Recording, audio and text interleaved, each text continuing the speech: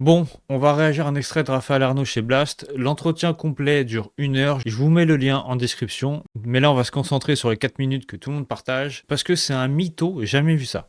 Mais avant de lancer l'extrait, je vais vous montrer 2 tweets qui ont partagé le même extrait. Et pourtant, regardez les 2 mentalités totalement différentes. D'un côté, t'en as un qui partage une lecture des faits. Et de l'autre, t'as carrément un soutien absolu à Raphaël Arnaud. Donc, comment interpréter ça? Parce que quand tu vois soutien absolu, avant d'avoir toute la vérité sur l'affaire Quentin, et c'est justement à ce moment-là que je me suis dit, c'est un réflexe de groupe, c'est un soutien automatique. C'est bien la logique d'une secte. On est d'accord. Peu importe ce qui y dit, peu importe ce qui sort, peu importe qui valide, peu importe qu'il mente ou pas, et c'est exactement cette mécanique qu'on va regarder. Et je vous fais une petite parenthèse. Pour demain 16h, je vous sors la vidéo que Brecher m'a demandé sur l'affaire des Restos du Cœur. Donc, si vous êtes intéressé, soyez là. Et maintenant, on regarde. Une fois, la question, c'est pas la violence politique en réalité. Et je réponds un peu à ce qui a été dit un peu avant. Désolé de couper directement, mais déjà, écoutez bien la phrase d'ouverture. Il te dit que la question n'est pas la violence. Gardez bien cette phrase en tête. Parce que les exemples dans cet extrait qui vont suivre servent à autre chose. Mais oui, il y a de la violence de l'extrême droite dans ce pays. Et là où j'ai compris, là où on a compris, parce que évidemment, c'est pas à moi individuellement, là où on a compris, nous les antifascistes, qu'il y a eu un tournant. Nous, les antifascistes, lui, il est sur Blast. Média militant financé aussi par des subventions publiques. Donc, dès le début, il annonce la couleur. Il ne parle pas depuis une posture neutre. Ça, c'est évident. En disant simplement nous, les antifascistes, il parle d'un camp assumé. C'est Martine Aramburu dans les rues de Paris. Pourquoi ? Parce que s'il y a eu des violences de l'extrême droite en amont... C'est le joueur de rugby. Voilà, le joueur de rugby international qui s'est Oui. fait assassiner dans les rues de Paris en 2022, c'est qu'on est à 3 semaines du premier tour de l'élection présidentielle. Donc la tension politique et médiatique est on ne peut plus forte. C'est le moment où peut-être il y a le plus d'attention, encore une fois, politique et médiatique dans le pays. On a un joueur de rugby international qui s'interpose parce qu'il y a une altercation raciste entre des... Alors là, je suis désolé, mais c'est faux. Parce que l'instruction judiciaire, elle dit quoi? 0 qualification raciste retenue. Ils disent poursuite pour assassinat avec préméditation, pas pour racisme. Donc lui, il se permet de dire le contraire de ce qu'a dit le tribunal. militants d'extrême droite du GUD, du groupe Union Défense, dont on sait dont les liens avec Marine Le Pen et des cadres du Rassemblement national ne sont plus approuvés, qui décident encore une fois voilà, de faire une chasse à l'homme dans Paris, de poursuivre Federico Martin Aramburu, notamment à travers une Jeep, et de tirer à plusieurs reprises sur lui. Je crois qu'il y a 7 balles qui sont tirées. Déjà là, on a un grand classique. Le GUD est lié avec Marine Le Pen. Vu que c'est un groupe radical, il y a des liens historiques. Donc maintenant, c'est tout le RN. Donc en gros, c'est la même logique que Antifa est égalé les filles. Sauf que cette logique-là, il la refuse quand ça le concerne. Et en plus, faut rappeler une chose qu'il ne dit pas, le RN a condamné le GUD. Donc là, on est dans l'amalgame politique pur. Là, on ne parle pas de bagarre. On ne parle pas d'affrontement entre groupes d'extrême droite et groupes d'extrême gauche, antifascistes, etc., etc. On parle de gens qui font une chasse à l'homme dans Paris avec des armes à feu et qui décident de tirer à 7 reprises sur un homme pour le tuer. Ils sont toujours obligés de faire des comparaisons. C'est pas possible. Il n'y a eu aucune réaction médiatique à l'époque. Oh, le menteur! Bon, à part effectivement des médias indépendants, etc. Mais je crois que le journal Menteur. qui a le plus parlé de cette affaire, c'est l'Équipe, parce qu'il s'agissait d'un rugbyman international, dont les positions politiques d'ailleurs n'étaient pas cachées. Federico Martin Aramburu a à plusieurs reprises pris position contre le racisme, contre différentes formes de discrimination, etc. Je crois que c'est le journal qui en a le plus parlé. Rien. Pas un mot.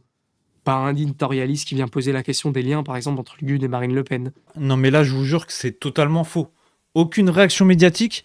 CNews en a parlé 2 jours après, en mars 2022. France Info aussi. L'Équipe a fait une énorme couverture. Antoine Dupont, Bernard Laporte, Galtier, Tribune, Hommage, réaction de Rugby Pro. Donc non, ce n'est pas personne. Il fait une exagération rhétorique pour fabriquer un sentiment d'abandon. Tout ça pour jouer encore une fois sur l'émotion. C'est leur marque de fabrique. Pas un responsable politique, Emmanuel Macron ou que sais-je, qui vient quand même s'inquiéter que dans les rues de Paris, dans les rues de la capitale, on puisse tirer sur un homme à 3 semaines de l'élection présidentielle, du premier tour des élections présidentielles, où en plus on savait que Marine Le Pen pouvait potentiellement prendre le pouvoir, etc., etc.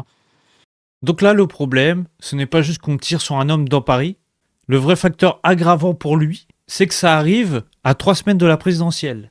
Et au moment, comme par hasard, où Marine Le Pen pouvait monter, pouvait prendre des voix électorales, donc si je suis bien sa logique, le drame devient encore plus inquiétant, surtout parce qu'il tombe dans un calendrier électoral. Mais pardon, excuse-moi mon gars. Tirer sur quelqu'un dans les rues de Paris, c'est grave tous les jours en fait. Présidentiel ou pas. Donc là, on s'est dit qu'il y avait un tournant. On s'est dit que la violence politique, c'était pas un problème dans ce pays, pour toute une caste politique et médiatique. Ils s'en fichaient.